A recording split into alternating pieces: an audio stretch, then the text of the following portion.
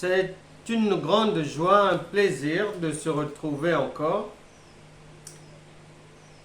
pour qu'ensemble qu'on puisse marcher dans les merveilles du Seigneur, dans les merveilles de la parole de Dieu. Et lorsqu'on chemine dans Canaan comme ça, faut toujours avoir à l'esprit que c'est le pays où coule le lait et le miel. Donc, on n'entre pas dans ce pays pour tourner en rond comme ça. Non, non, non, non, non, non. Le lait et le miel coulent. Et si on est bien disposé, eh bien, obligatoirement, on aura du lait, on aura du miel. Obligatoirement. Donc, lorsqu'on marche dans Canaan, dans cette vaste ensemble, c'est comme une maman qui rassemble ses enfants. Une maman rassemble toujours ses enfants comme une mère poule pour leur donner des conseils, pour les réchauffer, pour les booster, leur donner de l'énergie, pour les fortifier, les encourager. Et c'est ce que Dieu va encore faire avec nous au cours de ce rassemblement. Il voudrait nous interpeller au sujet d'une parole qui se trouve dans l'évangile de Jean, chapitre 14.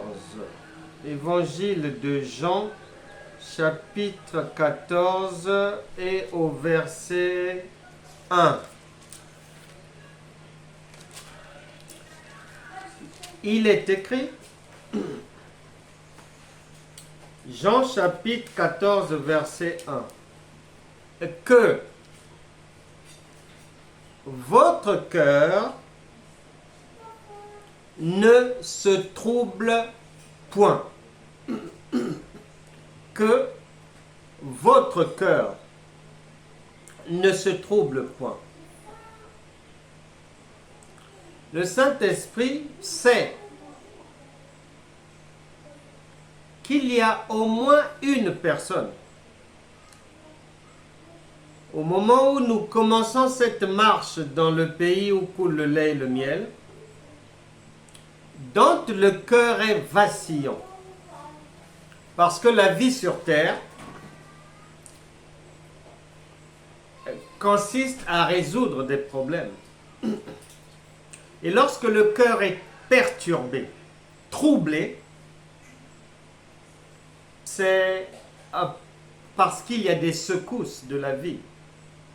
Il y a des difficultés, il y a des défis, il y a des challenges.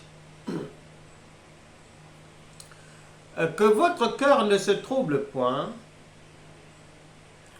c'est l'une des premières paroles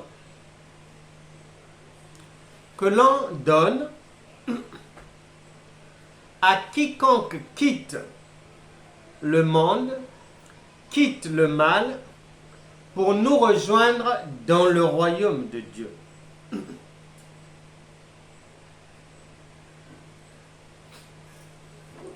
L'un des drames de la marche chrétienne, c'est d'avoir une multitude, une large, vaste majorité des croyants qui n'ont pas la parole faite chair. Or, pour bien marcher avec le Créateur, puisque à un moment donné, Dieu s'est fait chair. Et la Bible déclare que Il n'y a rien de nouveau sous le soleil. Ce qui a été, c'est ce qui est. Cela veut dire que de la même manière que la parole s'est faite chair, jusqu'aujourd'hui, elle est toujours chère. Lui-même, le Seigneur a dit en Matthieu chapitre 24, verset 35, que toutes choses passeront, mais mes paroles ne passeront jamais. Donc, lorsqu'il est écrit dans l'évangile de Jean chapitre 1, verset 12 à 14, que la parole s'est faite chair, cette parole-là est toujours d'actualité. La parole s'est faite chair veut dire, puisque Dieu est sa parole et il est dans sa parole. Le Dieu esprit, il s'est fait chair et il s'est appelé Emmanuel, Jésus. Comme les choses n'ont pas bougé sur la planète, il n'y a rien de nouveau. De la même manière, le Dieu esprit qui est la parole se fait chair au quotidien, au quotidien, au quotidien. Toute parole de Dieu que tu vas trouver dans la Bible, elle se trouve dans ton environnement, obligatoirement. Parce que la parole s'est faite chair. Que tu l'aies compris, que je puisse le savoir, que je l'ignore, que je connais un tout petit peu, peu importe. La parole, tout verset biblique, toute parole, de Genèse à Apocalypse, elle s'est faite chair, elle se trouve parmi les hommes là, parmi les hommes. Et lorsque la parole dit, tu étais troublé là-bas, maintenant que tu viens dans Canaan, là où coule le lait et le miel, eh bien, ton cœur ne peut pas vivre dans les mêmes secousses avant là-bas qu'ici dans Canaan. Non, c'est pas possible. C'est un pays de paix, c'est un pays de joie. Il a dit, venez à moi, vous tous, qui êtes surchargés de problèmes, chargés, fatigués, épuisés par les difficultés, les maladies à n'en plus finir, l'hôpital chaque mois, un enfant malade chaque 6 mois, ceci, cela, la voiture tombe en panne tout le mois. Vous tous qui êtes chargés et épuisés de ces difficultés, traversez simplement la frontière, venez et je vous donne le repos. Maintenant, cette parole-là, Matthieu chapitre 11, verset 28, et Jean chapitre 14, verset 1, pour que tu la comprennes, tu dois obligatoirement la retrouver puisqu'elle s'est faite chair. Sinon, tu vas prier dans le vide, tu vas jeûner dans le vide parce que tu ignores que la parole, elle s'est faite chair, elle est maintenant là. Et que pour que tu sois sur la même longueur d'onde que Dieu, ce n'est pas lorsque tu vas lire le verset biblique, la parole écrite, mais ta foi viendra lorsque tu vas découvrir la parole faite chair. Parce que si le Seigneur restait là où il est, les gens n'allaient pas croire en lui. Et il est venu dans la chair humaine.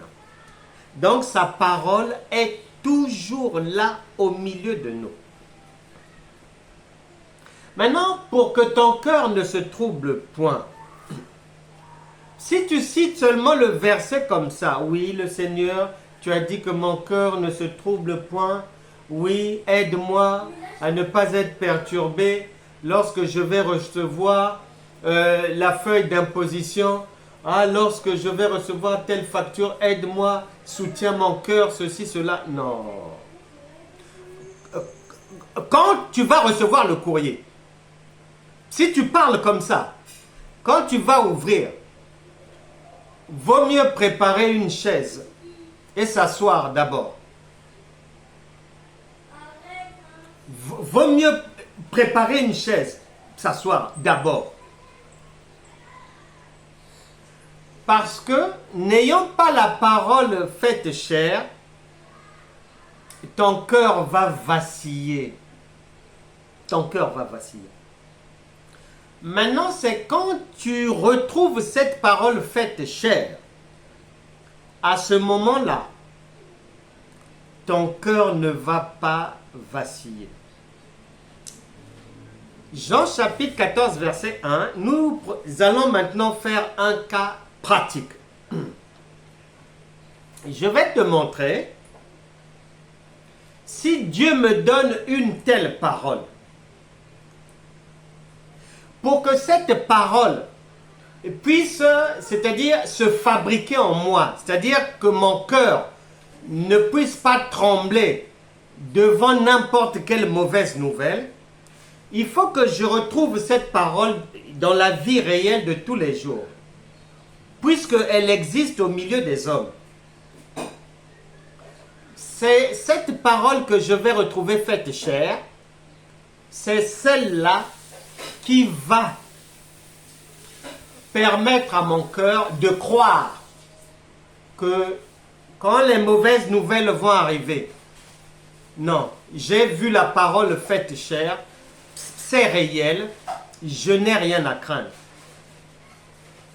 Maintenant, écoute-moi bien.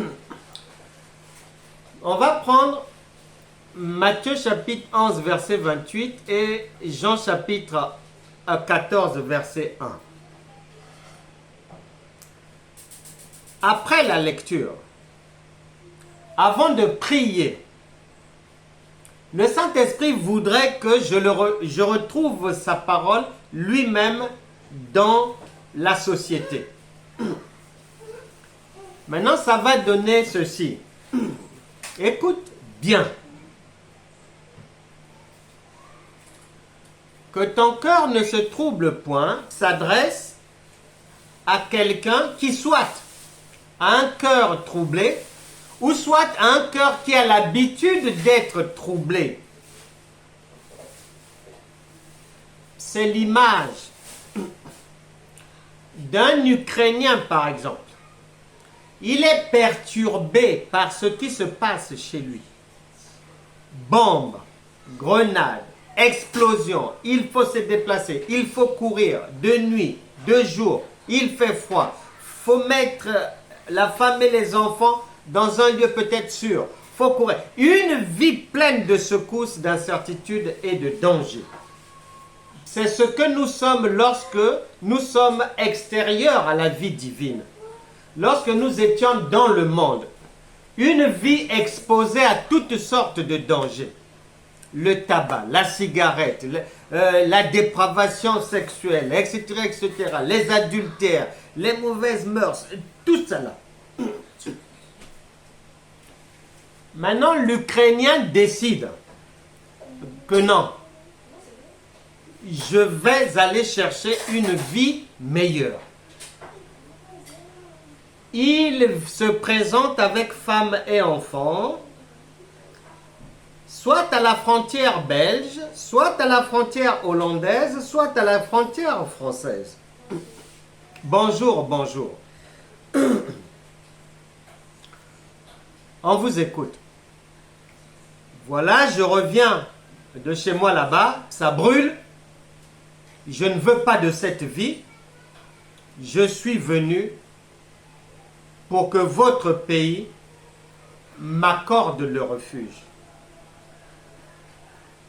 La Bible, le Seigneur avait déjà prévu les villes refuges. Donc il n'y a rien de nouveau sous le soleil. Dieu avait déjà prévu ça. Le statut de réfugié. C'est biblique. Donc, cet Ukrainien-là, spirituellement, il arrive à la porte de 2 Corinthiens chapitre 5 verset 17. Si quelqu'un est en Christ, il est une nouvelle créature, les choses anciennes sont passées, toutes choses sont devenues nouvelles. Il aura des vêtements, il aura peut-être des bagages, des sacs à dos. À la frontière, on va lui dire de déposer tous ces bagages-là par terre. On demande, ça c'est quoi? C'est ceci. Ça c'est quoi? S'il avait même fui, comme il y a la guerre là-bas, avec un fusil, ça c'est un fusil. Ça c'est quoi? C'est un chargeur. Ça c'est quoi? Une grenade. Ça c'est quoi? Les couches des enfants. Ça c'est quoi? Ça c'est quoi? Ça c'est quoi? Ça c'est quoi? Tout ça là ne va pas rentrer en Hollande, ni en Belgique, ni en France. On n'en a pas besoin. Ça n'entrera pas. Ça sera détruit là. On va dire, ok d'accord, on vous accorde le statut pour le refuge, vous pouvez entrer en France. Psaume 23, verset 1 dit, l'Éternel est ton berger, tu ne manqueras de rien. Lorsqu'on va leur dire de traverser la frontière, la France, la Belgique ou la Hollande va prendre le père, la mère, les enfants, aller les héberger quelque part, leur donne le logement. Le lendemain ou 2 jours après ou le même jour, comme il y a des enfants, ils sont conduits à l'hôpital pour un check-up complet, gratuitement. Le logement est gratuit, le check-up est gratuit, ils sont nourris gratuitement, ils sont inscrits en cours de langue, soit du néerlandais, soit du français, que l'État français va payer à 100%.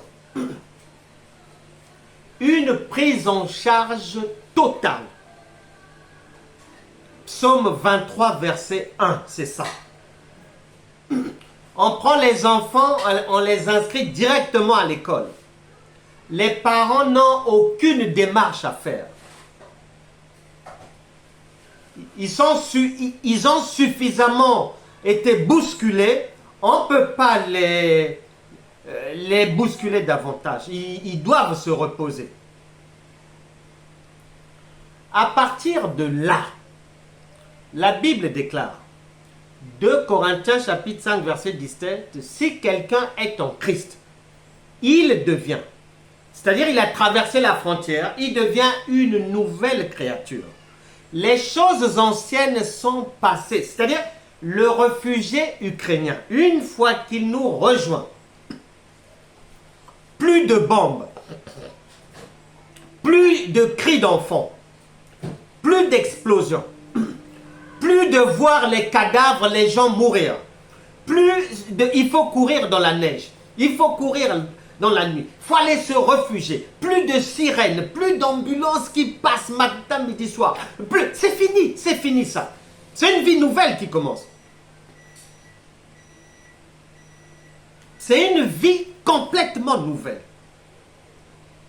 Hier, chez lui là-bas, il ne pouvait pas se soigner. Il n'y a plus d'hôpitaux, ou les hôpitaux sont remplis. On ne peut pas soigner.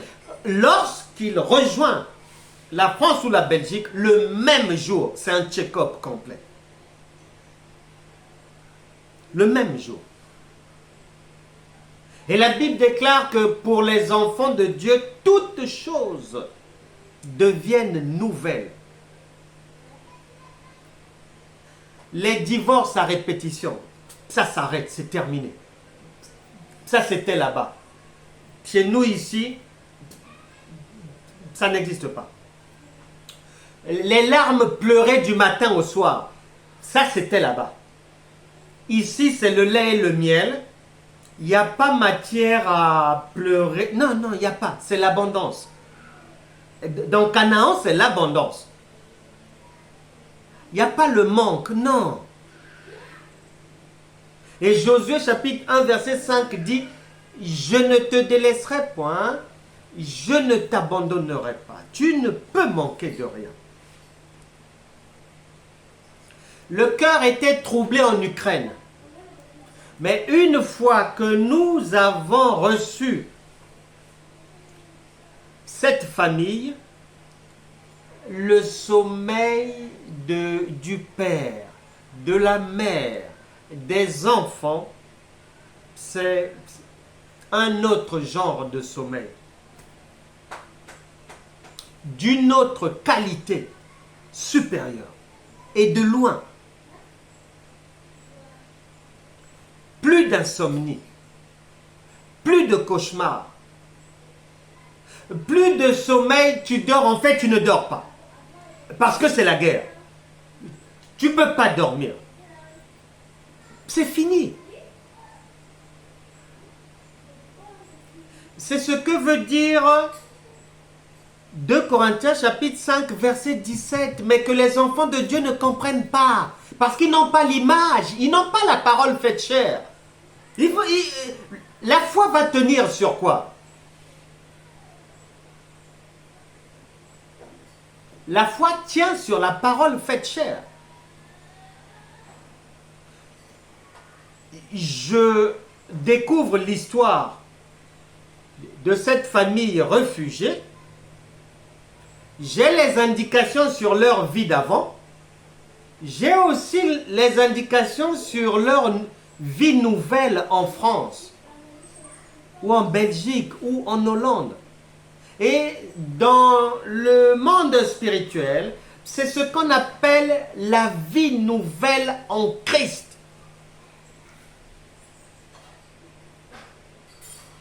Dans une nouvelle vie comme ça, là, tip-top. Bon, l'Ukrainien, son cœur va être perturbé encore par quoi? C'est pas possible. Le cœur ne peut plus être perturbé.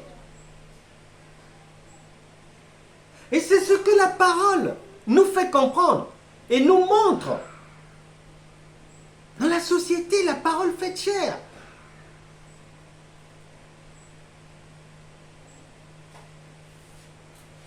Dieu, qui est amour, est tellement bon, tellement amour, tellement merveilleux que, comme une maman ne se fatigue jamais de donner de bons conseils à ses enfants,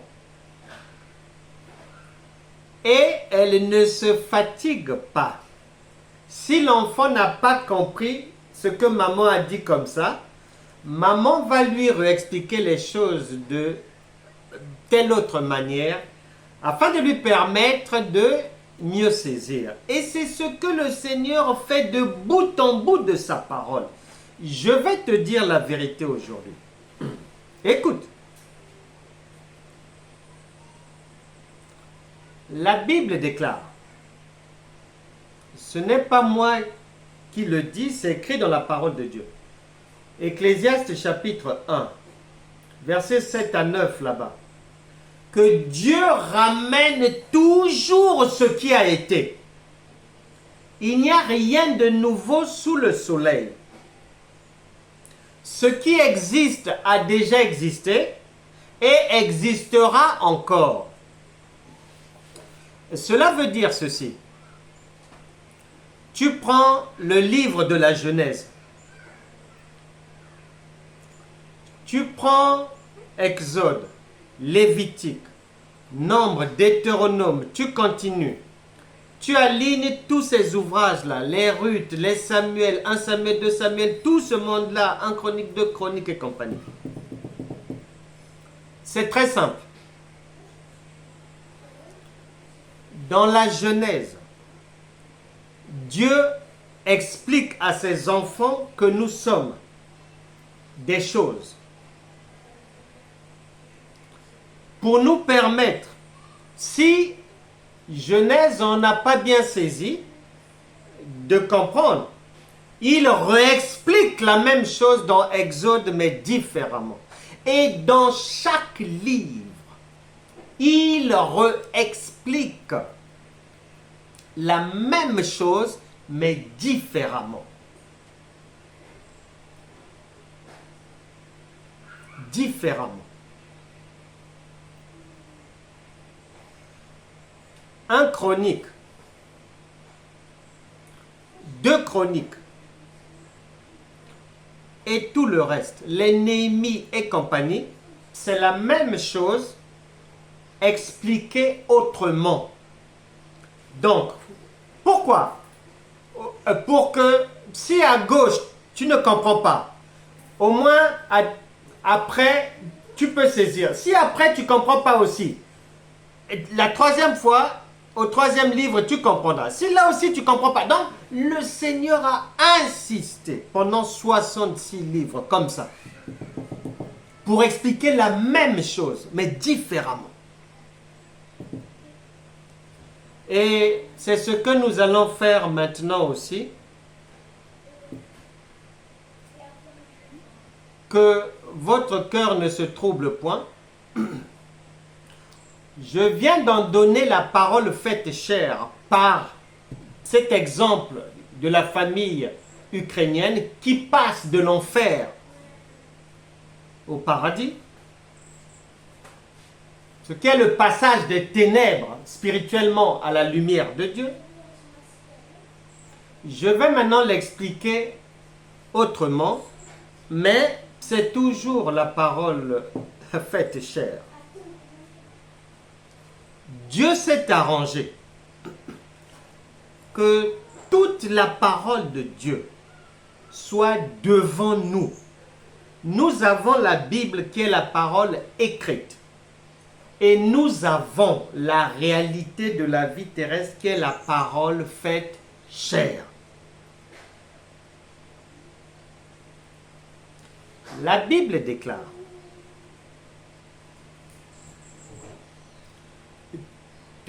tout le monde le sait, nous tous nous le savons, il n'y a pas besoin qu'on aille encore relire, non, on va avancer.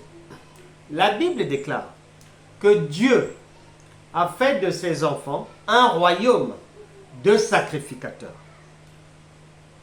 La Bible déclare, il a dit, Genèse chapitre 1 verset 26, faisons l'homme à notre image. La Bible déclare que tout enfant de Dieu est de la race de Dieu. La Bible déclare, l'Éternel a dit, j'ai dit vous êtes des dieux. La Bible déclare, Éphésiens chapitre 2 verset 19, que nous faisons désormais partie des gens de la famille de Dieu.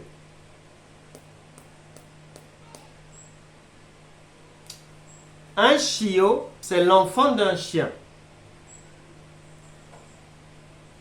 En tant qu'enfant de Dieu, Dieu est le roi des rois.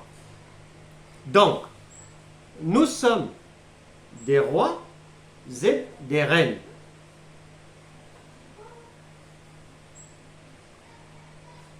Ensuite, Romains, l'épître aux Romains vient préciser encore que chaque enfant de Dieu devient immédiatement, après avoir traversé la frontière, après nous avoir rejoints dans Canaan,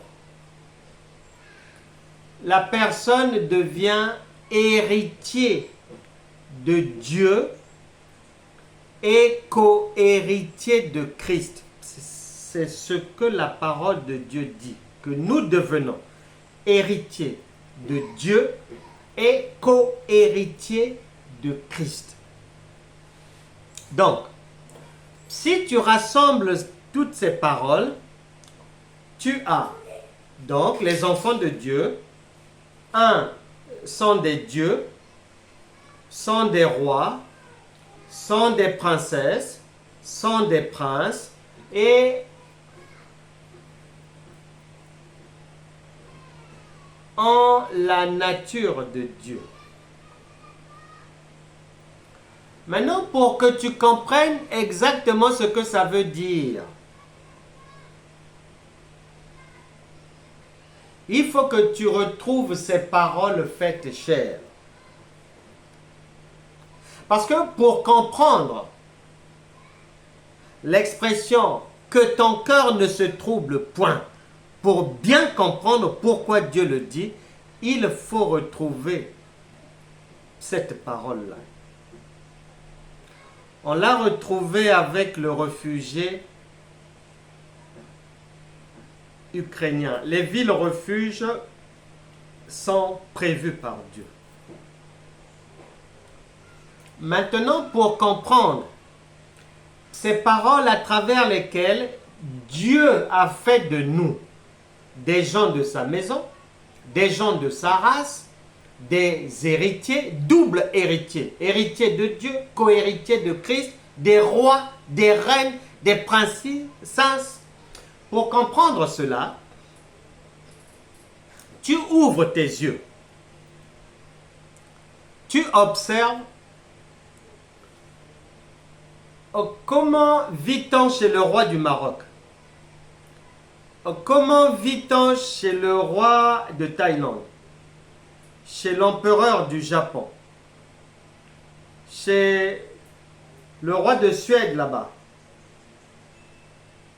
Comment vit-on chez le roi d'Espagne ou le roi de Belgique? Tous ces monarques-là. Parce que c'est la parole faite chère. Comment vit-on là-bas? Dans ces endroits-là, est-ce qu'un enfant qui naît de nouveau, un nouveau-né qui naît aujourd'hui à la cour royale d'Espagne, par exemple,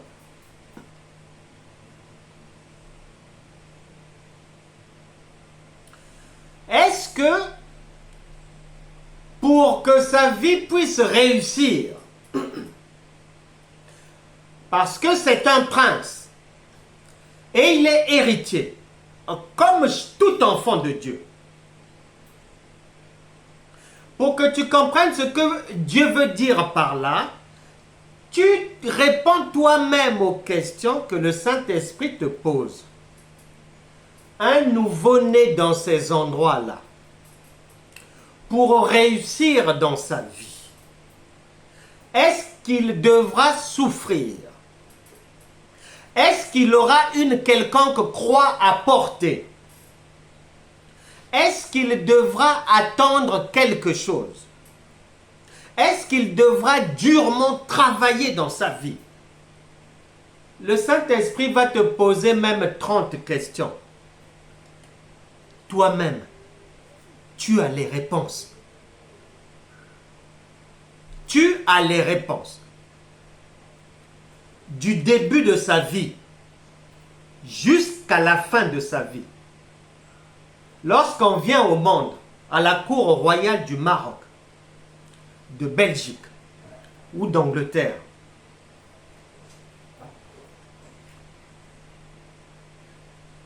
c'est-à-dire, tu n'as pas besoin de travailler. Les autres dans la société ont besoin de travailler dur, ceci, cela, oui. Mais toi, non.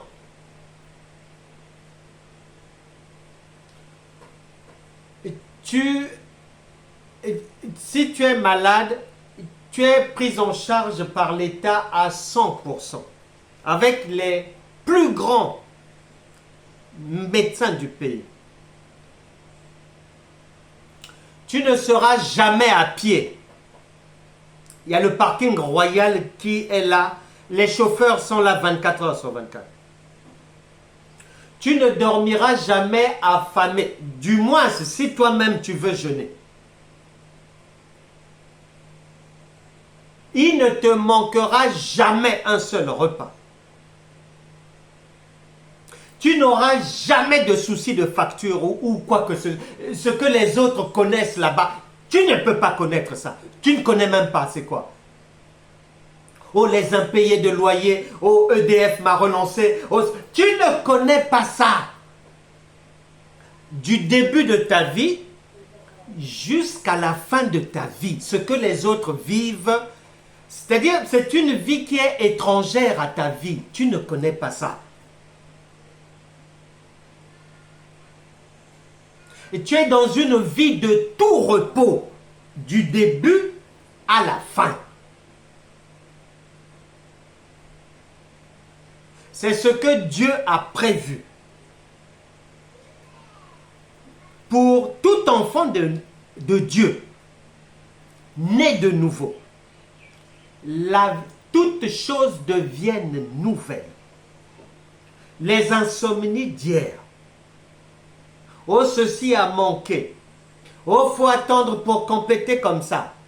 Les migraines, les maux de tête, c'est fini. C'est fini. Et pour nous montrer convenablement que la parole s'est faite chair et elle est au milieu de nous. Dieu laisse ces rois-là, là, au milieu de nous, pour nous apprendre que la vie nouvelle en Christ, 2 Corinthiens chapitre 5, verset 17, c'est devant nous là, c'est ça. Il y a des gens sur terre qui vivent ça, c'est possible. Mais ces gens-là vivent ça. Et ils sont là au milieu de nous. Pire encore, pire. Dans un même état, on dit au peuple, il faut travailler, il faut aller travailler. C'est par le travail que l'homme s'accomplit, ceci, cela. Et dans cet état, il y a une famille royale. Dedans, il y a peut-être 80 personnes. Lorsqu'on rassemble les générations, ces gens-là n'ont jamais travaillé de leur vie, n'ont aucune obligation de travail, sont pris en charge avec ton argent.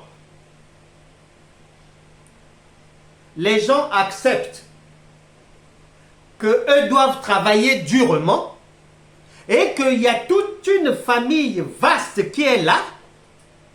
Non, non, non, ils marchent sur l'or, le diamant, avec l'argent des gens et tout, ils sont là. Et les gens acceptent ça.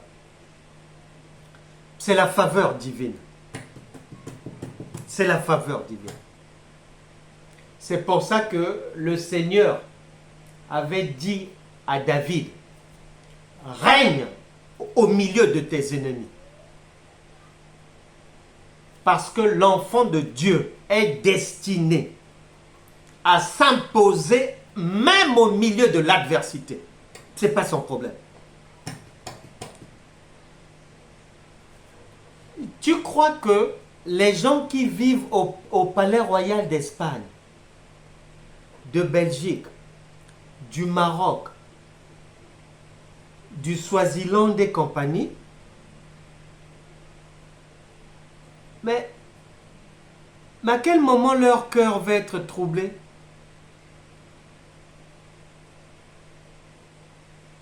Par quoi leur cœur peut être troublé? À quel moment? Et pour quel problème? Pour quel problème? Qu'ils ne peuvent pas résoudre. Pour quel problème? Pour quelle facture? Pour quel téléviseur en panne? Pour quel véhicule en panne?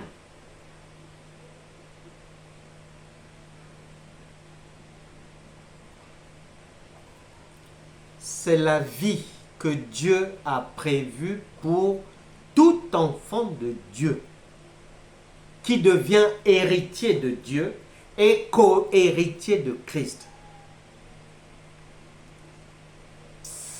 cette parole, la chair de cette parole, c'est ce que je viens de t'expliquer là, qui est devant nous dans les sociétés là. C'est ça.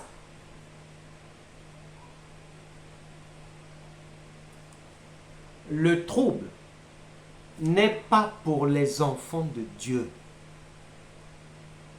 Et quand le Saint-Esprit dit quelque chose, c'est non seulement en fonction de ce qu'il connaît, de ce qu'il a créé et de ce qu'il a déjà préétabli. Raison pour laquelle, dans Marc chapitre 4, à partir du verset 35, Jésus est dans la barque avec ses collaborateurs, en train d'aller quelque part.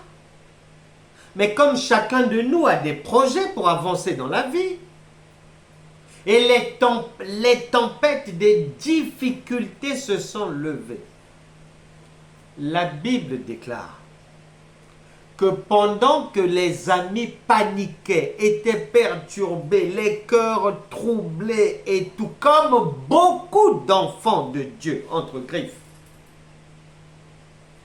le Seigneur Jésus dormait. Dormir, c'est quoi? C'est le repos. Il était dans le repos. Il était dans le repos parce que un authentique enfant de Dieu, même au milieu de la tempête des factures, des relances, de ceci, cela, son cœur reste froid.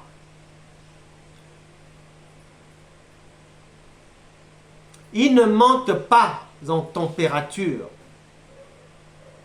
au risque de faire un AVC. Son cœur ne monte pas. Son cœur reste stable, stabilisé dans la confiance en Dieu. Une confiance inébranlable. Dans la pensée de Dieu, dans les prévisions divines, le cœur d'un enfant de Dieu ne peut être perturbé.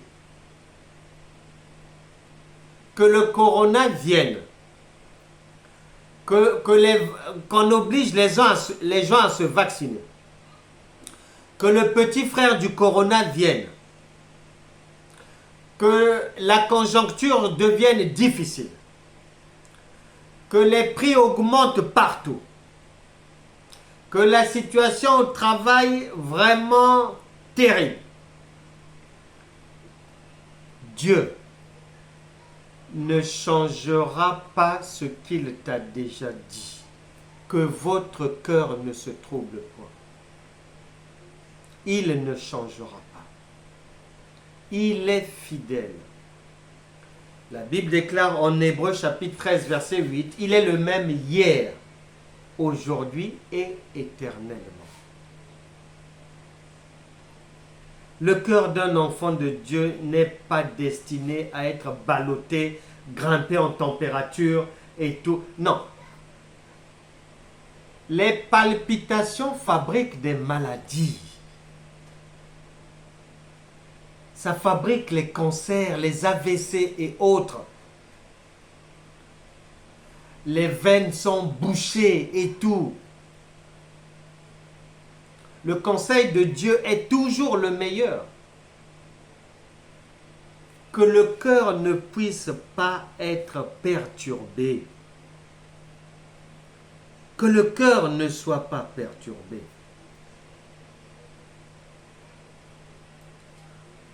Un homme avait vraiment vécu ce que veut dire devenir enfant de Dieu. Il avait dégusté le lait et le miel de Canaan. Il travaillait quelque part. Et là, nous sommes en 1997. Il est licencié abusivement de son entreprise. C'est un païen, il ne connaît pas Dieu. Il engage des procédures contre son ancien employeur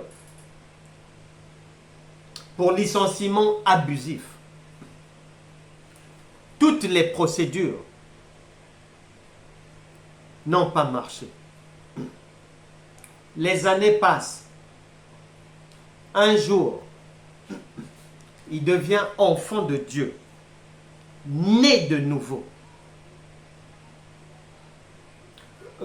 Comprenant que la venue du Seigneur Jésus dans sa vie, c'est la révolution.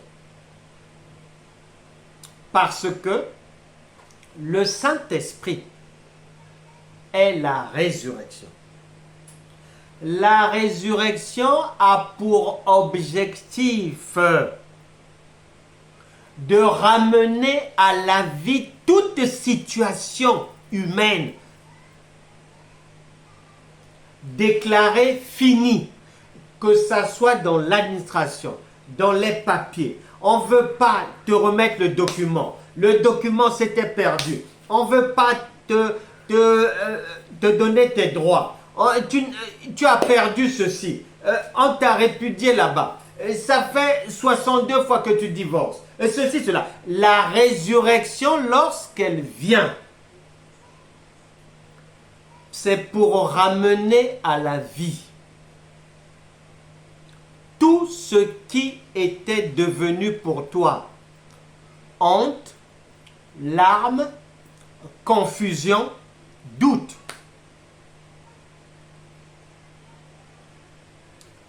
Cet homme devient enfant de Dieu né de nouveau.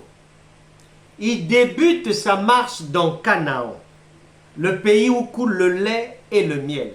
Il comprend que vraiment arriver à Canaan et ne pas profiter du lait et du miel prévu, disposé déjà, c'est-à-dire la douceur de la vie, le goût à la vie, goût sucré de la vie, de très belles choses.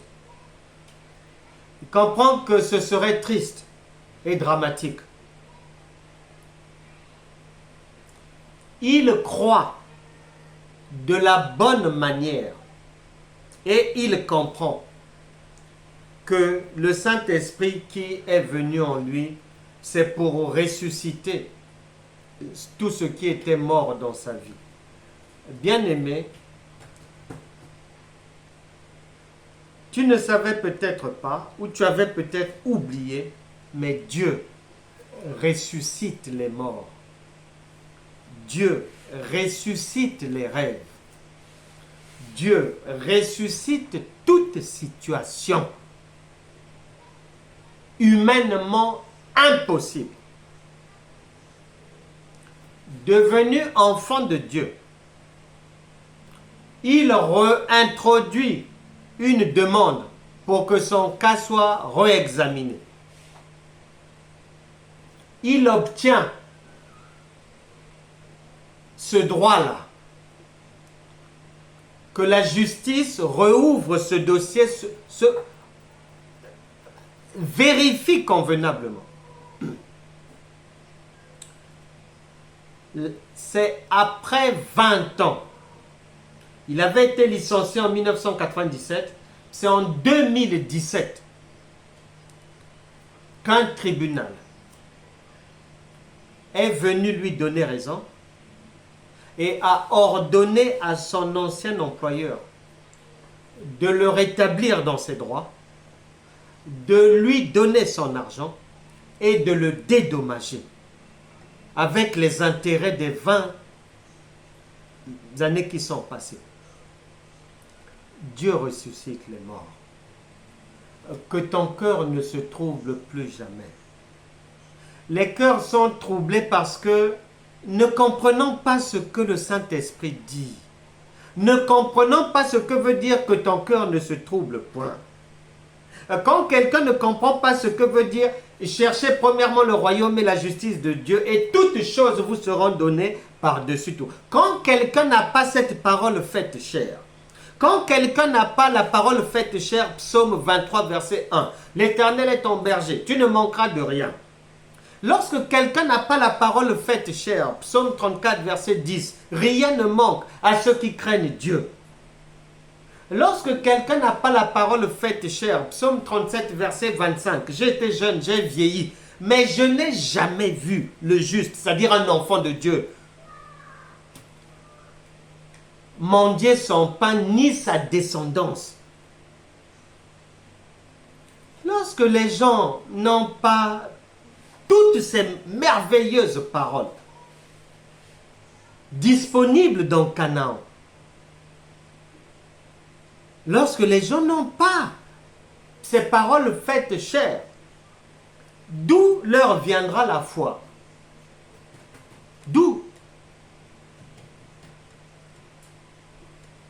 En lisant? Mais ça se saurait. Tout le monde lit.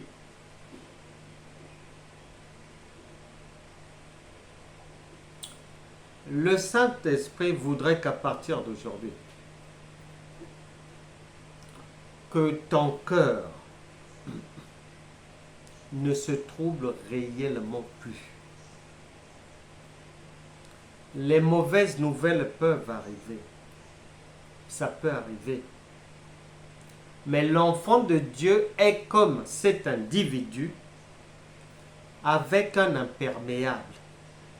La pluie, les bourrasques, le vent, tout ça là ne l'atteignent pas en réalité. Nous allons prier. Que chacun dispose vraiment son cœur devant le trône de Dieu. Le Seigneur est présent au milieu de nous. Il a dit là où 2 ou 3 sont réunis en mon nom, je suis là. Et s'il est là, c'est pour faire le bien, jamais le mal. Toujours le bien. Et il a dit dans le psaume 95, versets 7 à 8, que si aujourd'hui vous entendez ma voix, n'endurcissez pas vos cœurs. Ne soyez plus troublés.